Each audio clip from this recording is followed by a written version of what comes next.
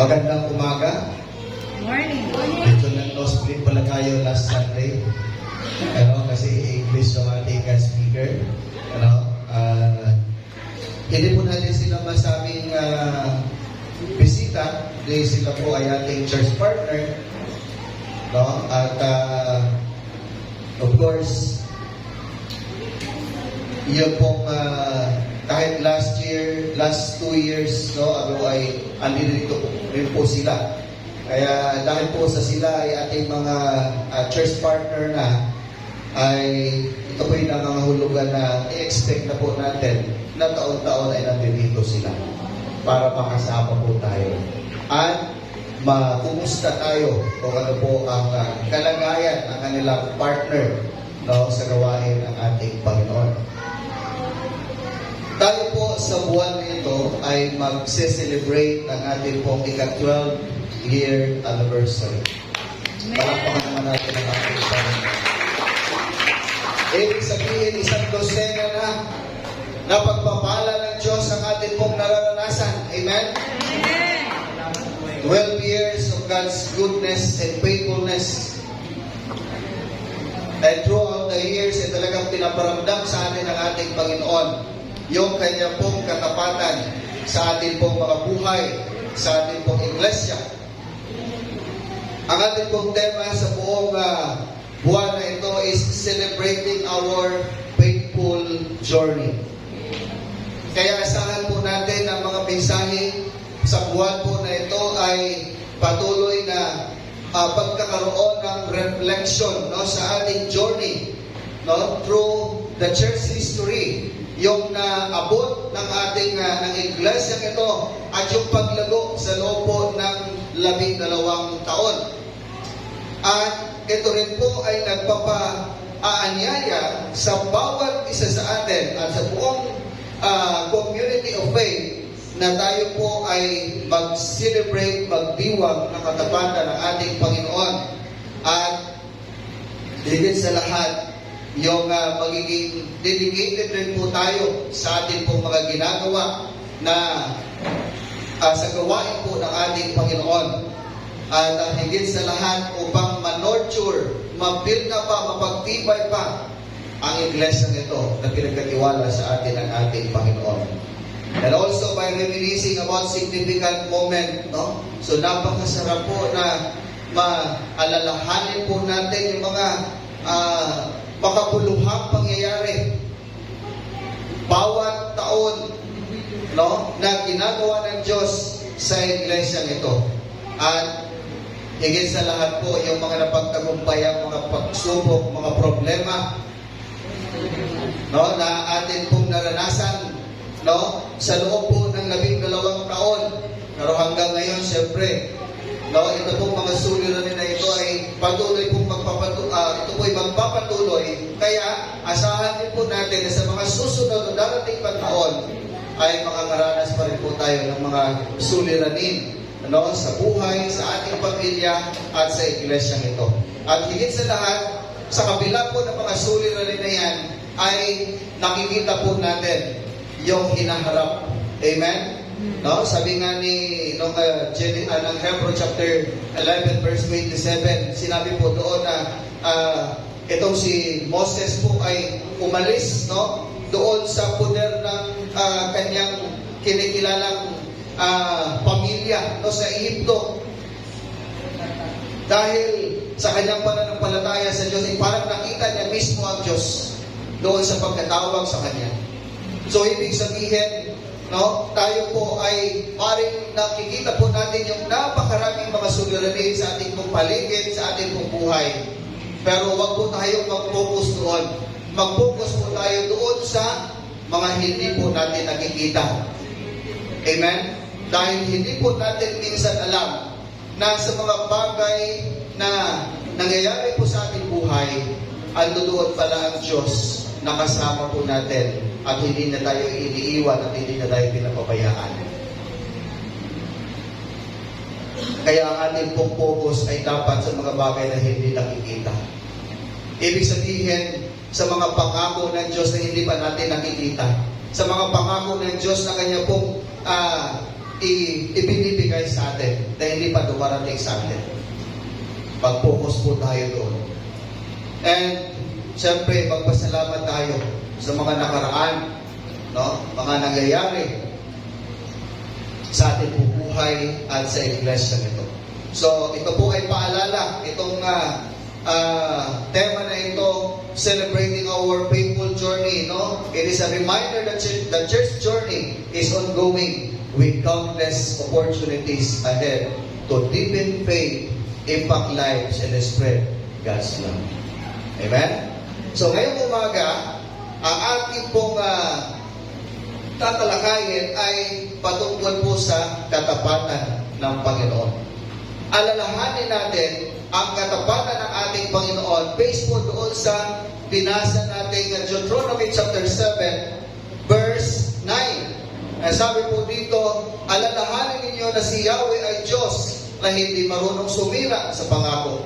Tapat siya sa lahat ng umiibig at sumusunod sa Kanya, at ipinadarama niya ang Kanyang pagmamahal hanggang sa ika-1,000 lahi. Wow, praise the Lord. Hallelujah. Tayo po sandali po at tayo po ay manalangin. Panginoon naming Diyos, kami ay naririto sa iyo pong harapan. Alam mo, Panginoon, ang aming mga pinagdadaanan sa buhay, sa aming pamilya. Alam mo rin, Panginoon, ang aming pong mga naabot at napagtagumpayan na. Kaya sa umagang ito, Lord, patuloy kaming magpupuri at sasampa sa iyo. At sa pamagitan po ng pagkikinig ng iyong mga salita, na patuloy na magbibigay sa amin, Lord, ng kalakasan upang kami ay magpatuloy na mamuhay na sumusunod sa iyo, Panginoon, na may pag-alala sa mga kabutihan at katapatan na ginagawa mo, Panginoon, sa aming buhay. Lord God, wala po kaming magagawa kung wala ka sa buhay namin. Kaya sa mga oras na ito, Panginoon, amin pong inaanyayahan ng iyong banal na Espiritu na siyang patuloy na manguna at kumilos sa aming kalagitnaan.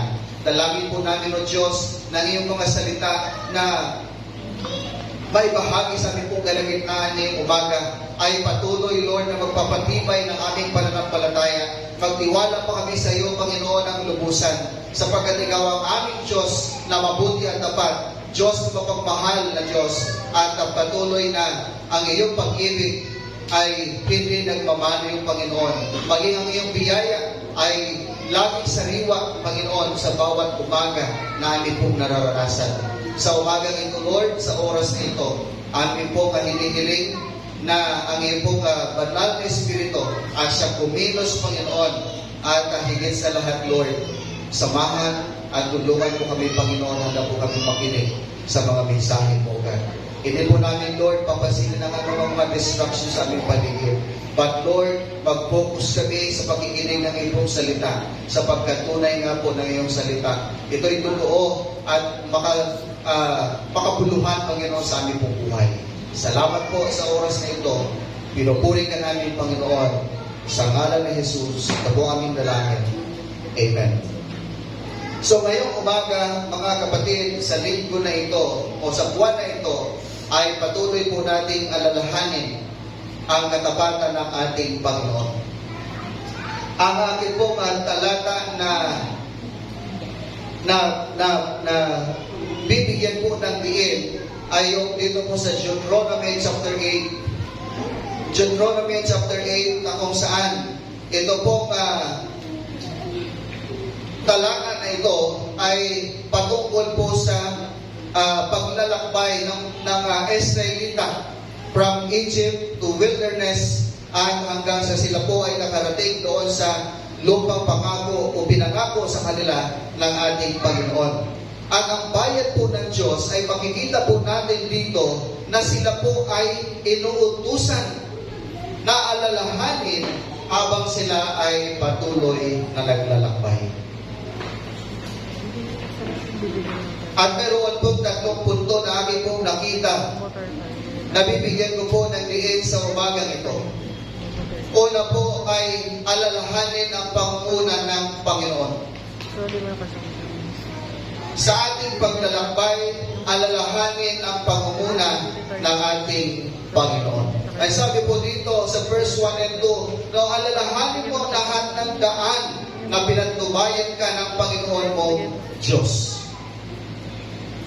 Makikita po natin dito mga kapatid na ang mga Israelita na ito, sila po ay nakatayo habang sila po ay pinapaalalahanan ng salita ng Diyos.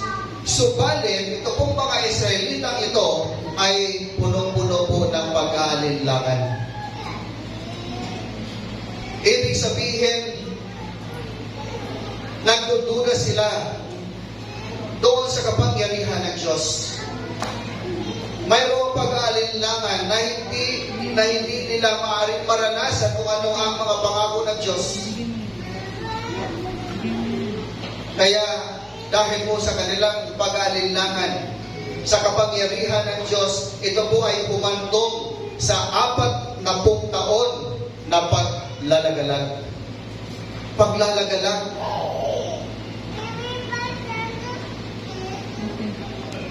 Pag sinabi po natin sila ay lagalag, ibig sabihin ito pong mga Israelita na ito ay parang paghala-gala doon po sa wilderness. Doon po sa ilang na kung tutuusin naman, yun pong wilderness ay hindi po aabot ng 40 years na kanila pong paglalakbay hanggang sa makarating sila doon sa pangako ng Panginoon. Pero dahil sa sila po ay nag-aalinlangan, sila po ay palamoy-lamoy doon po sa wilderness. At 40 taon na kung saan ito pong mga Israelitang ito ay nagpapakumbaba. Bakit? Dahil ang kanilang pong puso ay naroroon ng kanilang pagiging mapagmataas, pagiging mapagmalaki. Marami silang reklamo kay Moses at sa ating Panginoon. Kaya sila po ay binigyan ng lesson ng Panginoon ng Diyos upang matuto sila na magpakumbaba sa kanilang buhay. 4 na taon ng pag-aaral ng Diyos na namumuno sa kanyang bayan. Ibig sabihin, for 40 years, ito pong mga Israelita na ito ay talaga pong grabe o sobra yung pangaral, yung pangaral ng salita ng Diyos sa kanila, yung pagpapaalala sa kanila. Busog sila sa pangangaral ng salita ng Diyos for the 40 years. 4 na taon ng pag-aaral ng salita ng Diyos upang mapagtanto nila na ang Diyos ay totoo sa kanyang mga salita at sa kanyang mga pangako sa kanila. 40 years na paglalakbay na naging tagalag sila doon sa ilang. Mga kapatid, tayo rin po ay dumaan sa maraming mahirap na panahon. Tama po ba? Amen. Amen. At dito po sa ating iglesia, masasabi ko po na from first year hanggang ngayon ay patuloy pa rin po nakakaranas ng maraming pagsubok ang bawat isa sa atin. Ang ating pamilya, ang ating iglesia. Marami po mga hirap na pinagdaanan ang bawat isa sa atin. Maging marami po sa atin ay hindi sigurado sa mga sa kinabukasan ng pamilya. Mga panahon na kung saan ay nagbabanta sa atin ang kaaway. Mga panahon na tila napakaseryoso ng mga problema maging sa ating pamilya na atin pong nararanasan. Mga suliranin sa tahanan na napakahirap lutasin. Ngunit makita po natin na pinangunahan tayo ng Diyos. Amen? Pinangunahan tayo ng Diyos. Dahil ang Diyos ay kasama natin sa bawat oras. Nagtagumpay tayo sa ating mga kaaway. Ang mga panahon ng kaginhawaan ay naranasan po natin at itong kaginhawaan na ito ay nagmumula sa ating Panginoon. Amen? Because God is faithful. Yung kanyang faithfulness ay patuloy niyang pinaparanas sa ating mga buhay. Sa bawat isa sa atin. Kaya kailangan po natin ng spiritual na pag-refresh or revival upang sa ganon, mga kapatid, hindi po natin makalimutan ang ginagawa ng Diyos sa buhay natin. Kaya yan ang ginagawa po natin. Why? Bakit tayo pupunta sa simbahan? Magpupuri at sasamba ang kasama ang ating mga kapwa mananampalataya. Sapagkat gusto natin na laging sariwa yung salita ng Diyos, laging sariwa yung lakas na ibibigay sa atin ng ating Panginoon kahit sa kabila ng maraming mga pagsubok na ating pong naranasan. Dahil pag nakikita natin yung ating kapwa mananampalataya, napapalakas din po tayo. At higit sa lahat, pag nakakarinig po tayo ng mga mensahe mula sa awitin, at yung mensahe ng Diyos mismo, yung ating pong marinig, alam po natin na ito ay makakapag-refresh ng ating spiritual na aspeto ng buhay. Kaya mga kapatid, alalahanin natin, nakasama natin ang Panginoon. Amen. Alalahanin natin na tayo po ay pinangungunahan ng Diyos sa lahat ng oras at sa bawat pinagdadaanan natin dahil tayo ay patuloy na nagtitiwala sa Kanya. Ikalawa, alalahanin ang pagkastigo ng Panginoon. Ay sabi po dito sa verse 5 and 6, itanim ninyo sa inyong isipan na kayo'y itinutuwid niya kung paanong itinutuwid ng Ama ang Anak. Kaya matakot kayo sa Kanya at sundin ang Kanyang mga utos. Malinaw na sinabi po dito, itanim ninyo sa inyong mga isipan na kayo ay itinutuwid ng Diyos. Kinakastigo ng isang ama ang kanyang mga anak na nagkakamali. Tama po ba? Kinakastigo din ng Diyos ang mga bansa na nakakalimot na sa Kanya. Kaya ngayong mga nagdaang buwan, may mga nababalitaan tayong mga bansa na kung saan ay hindi naman umuulan pero biglang bumuhos yung napakalakas na ulan at ito'y bumaha. Mga bansa na kung saan ay grabe o lakas yung lindol na dumating sa kanila. Kinakastigo ng Diyos ng mga bansa. Ganun din po, dito po pinapakita na kinakastigo din po ng Diyos ang bayang Israel. Dahil nakikita ng Diyos ang kanilang patuloy na pagsuway.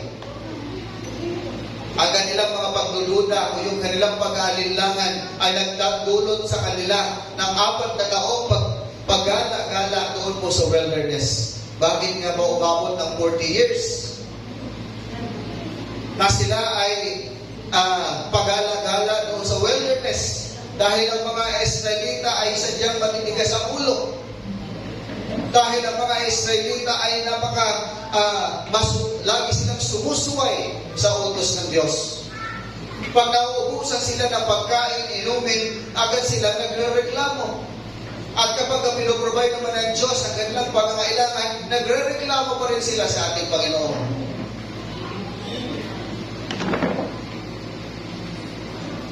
Nakakalimot din sila sa Diyos, kaya sila ay kinakastigo.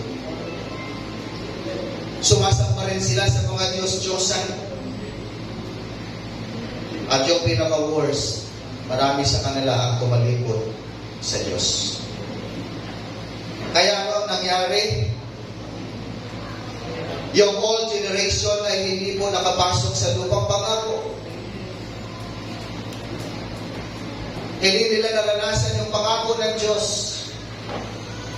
Dahil po sa kanilang po mga ginagawa sa ating Panginoon, sa kanilang pag-alinlangan, sa kanilang pag-disobey, sa kanilang mga complaint, sa kanilang pagkalipot sa Diyos, sa pagsamba sa Diyos-Diyosan, at sa pagkalipot nila sa Panginoon. Mga kapatid, kinakastigo ng Diyos ang kanyang mga mahal. Amen. Kinakastigo ng Diyos ang kanyang mga mahal na anak. Hindi na tayo kinakastigo para lamang saktan o mahirapan, kundi dahil gusto ng Diyos na habang tayo po ay kanyang kinakastigo, ma-realize po natin ang ating mga pagkakamali at pagkukulang sa Kanya. Ma-realize natin ang lahat ng mga pag-disobey natin sa Kanya. Ma-realize natin yung mga maraming complaint natin sa Kanya. Ma-realize natin na tumatalikod na pala tayo sa Kanya o nakakalimot sa Kanya. Kaya po tayo kinakastigo. Hebrew chapter 12 verse 6. Ang sabi po dito,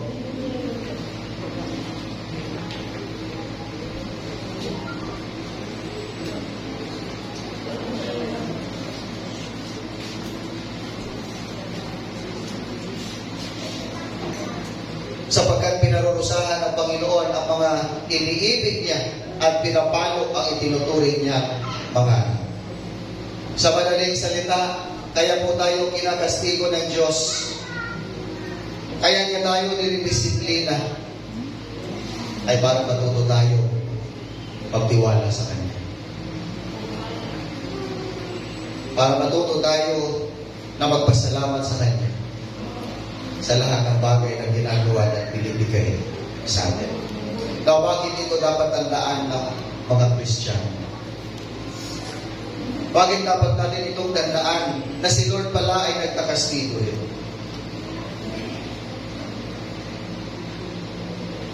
Para matuto tayo pagkukuha sa Kanya.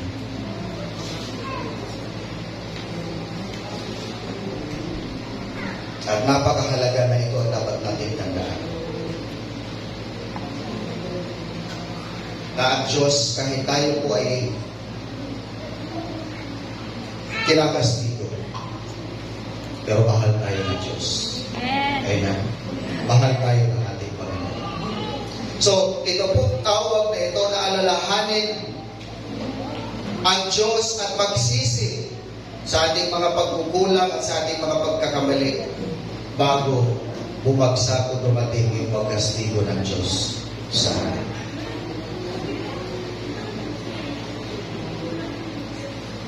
Mga kapatid, isa po sa natutunan ko at sa aking pag-analisa, bakit umabot sa 40 years, o bakit umabot ng 40 years yung paglalakbay at pag-alagala ng mga Israelita ay dahil po sa mga sinabi ko kanina.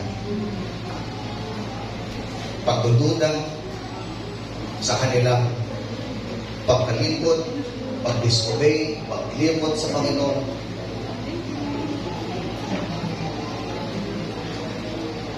Kung sakali ito pong mga Israelita na ito ay buong-buo na nagtitiwala sa Diyos, sila po ay sumusunod sa mga alituntunin ng Panginoon. Sila po ay patuloy na sumasamba at hindi nakakalimot sa Diyos. Maaring itong 40 years na ito ay pinaisip ng Diyos. Naunawa po natin.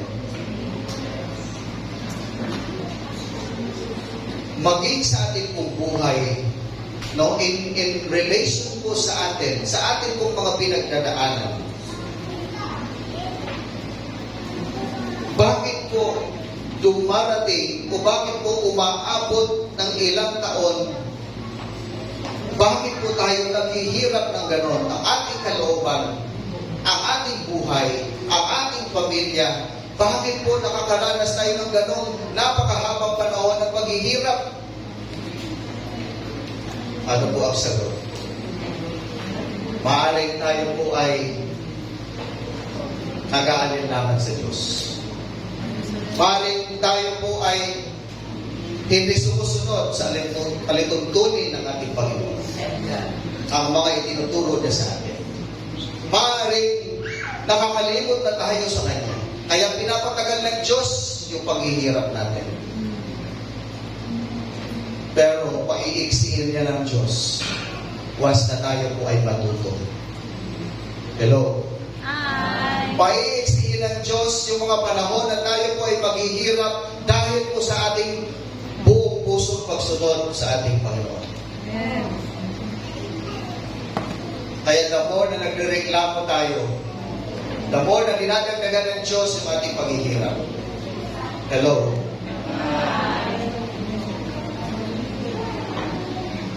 The more na nakakalipot tayo sa Panginoon, the more na pinapahirapan tayo ng Diyos.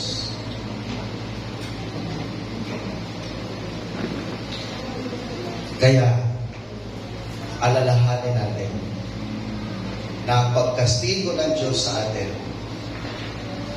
ay dahil sa kanyang pagmamahal sa atin. Gusto niya na agad natin ma-realize kung ano tayo sa kanyang harapan.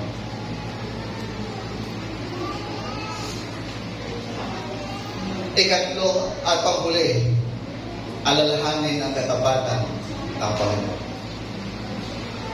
Sa verse 18, sabi po dito,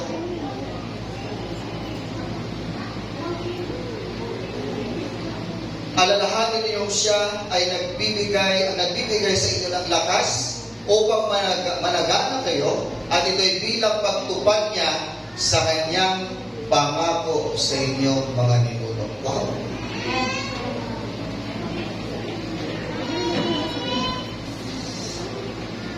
Ang katapatan po ng Diyos sa kanyang mga salita, sa kanyang mga pangako, ay patuloy niyang ibibigay, no? Ano sabi nga po dito, ibibigay niya sa 1,000 lahi. Ipaparanas niya yung kanyang katapatan, no? Sa ating pong teksto ngayong umaga. Pero mayroon pong kasunod yun. Mayroon pong kasunod na sinasabi po dito sa Deuteronomy chapter 7 verse 9, tapat siya sa lahat ng sumusunod o umiibig at sumusunod sa Kanya at ipinadalaman niya ang kanyang pagmamahal hanggang sa 1,000 salintali. So, ibig sabihin, ang ating Panginoon, likas po sa Kanya yung pagiging matapat.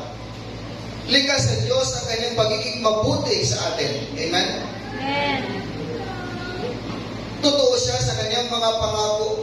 Binibigyan kanya ng kapangyarihan upang sa ganon ikaw ay makakuha ng kayamanan, upang ikaw ay magkaroon ng kasaganaan sa iyong buhay, sa iyong pamilya.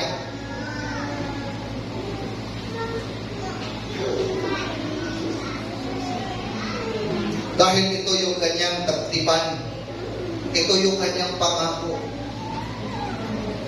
sa ating mga ninuno na tapat na nagtitiwala at sumusunod sa ating Panginoon. Dito po, paano natin makikita na naging tapat ang Panginoon sa Israel?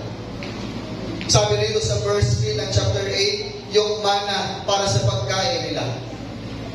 Ibig sabihin, nung time na sila nagrereklamo, nagugutom na sila, wala silang pagkain, ang Diyos ay nagpaulan ng mana.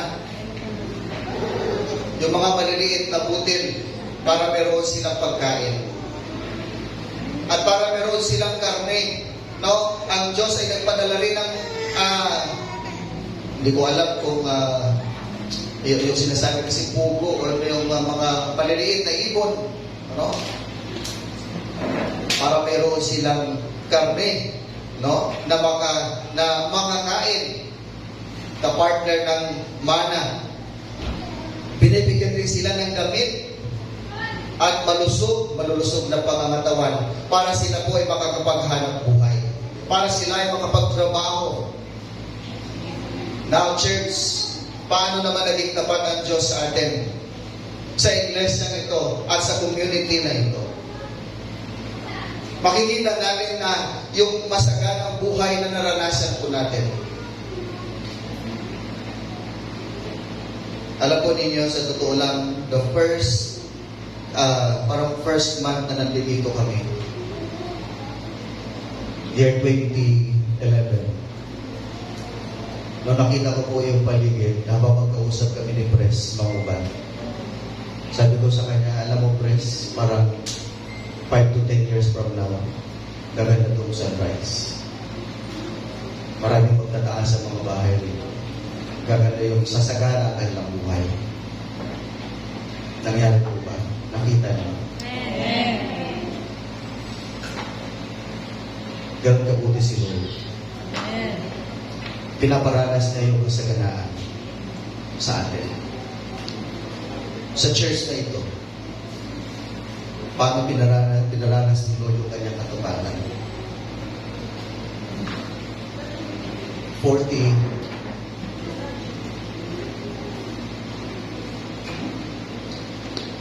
na ES, Education and Sponsorship, yung tinanggap natin. Wala sa mga tao hindi natin kilala. Pero sila ipadala ng Diyos para iparanas sa atin ang kanyang katapatan. Amen. Amen. 40 na sponsorship at isang college scholarship. Amen. Can you imagine that? Noon, pangarap lang namin ni Ice. May kasalanan nga kami kasi parang nilimitahan lang namin yung hanggang 10, hanggang 15. Na-amaze kami sa kabutihan at katapatan ng Panginoon. Amen. Hindi po yun dahil sa tapat kami naglilingkod sa Diyos, kundi dahil ang Diyos ay mabuti at tapat sa kanyang mga anak. Amen. Dahil dahil kami, sinasabi natin na naaralan ng marami ng pagkukulang. But God is faithful. Patuloy na pinaparanas ng Diyos ang kanyang kabutihan at katapatan sa iglesia nito. Paano mo rin may isip? Mahigit 10 taon na meron po tayong children feeding program. Amen. Hindi mo ba't napakabuti ng Panginoon? Glory to God. Na yung mga anak po natin every Saturday, bago sila umuwi sa ating mga tahanan, busog sila. O kaya meron silang dala-dalang pagkain dahil sa kabutihan at katapatan ng ating Panginoon. At ngayon din po, sa Pasig, yung ating po daughter church, meron din po silang 10 na educational sponsorship. Dati, 33 lang dito. Yung 7 doon. Pero makita po natin yung resulta ng ating mga partner na pumunta last week. Pumunta sila doon sa Pasig. At inihiwalay na po yung 10. Ibig sabihin, si Pastor Mark na doon ang bahala sa 10 na makipag-coordinate. At dito ay 40, yung 33 na nagkagandang dito para maging sarado kabuti katapat ng ating Panginoon. Beyond our imagination. Yan po ang kabutihan ng ating Panginoon. Hindi natin halos maisip saan ang gagaling ito. Kung sa ating pong sa kaisipan lamang po ng tao. Because God is faithful, pinatunayan niya sa atin kung gaano sa kabuti at gaano sa katapat sa iglesia nito. Amen? Amen. Pinaranas din ng Lord yung protection niya sa atin mula sa mga labanan, sa mga suliranin, mga pagpapala at yung kalayaan mula sa kaaway na sa ating paligid. Yung mga ginagawa ng diablo sa atin para tayo ay sirain. But God is faithful. He is faithful. He is good. Sabi nga sa kanyang salita, and His love endures forever. Amen. Patuloy na ipaparanas ng Diyos ang kanyang pag-ibig sa atin. Amen. At kasabay ng pag-ibig na yan, dahil mahal tayo ng Lord, yung mga pagpapala niya, yung kanyang biyaya, kalakasan, at sa lahat ng aspeto ng ating buhay. So mga kapatid, Ang mensahe po ngayong umaga ay isang panawagan na alalahanin ang Diyos at magpasalamat sa Kanya. Amen? Isang panawagan na alalahanin, magsisi, magbalik loob sa Panginoon at patuloy na maging tapat sa Kanya sa paglilingkod. Purihin ang Diyos at salamat po sa umaga.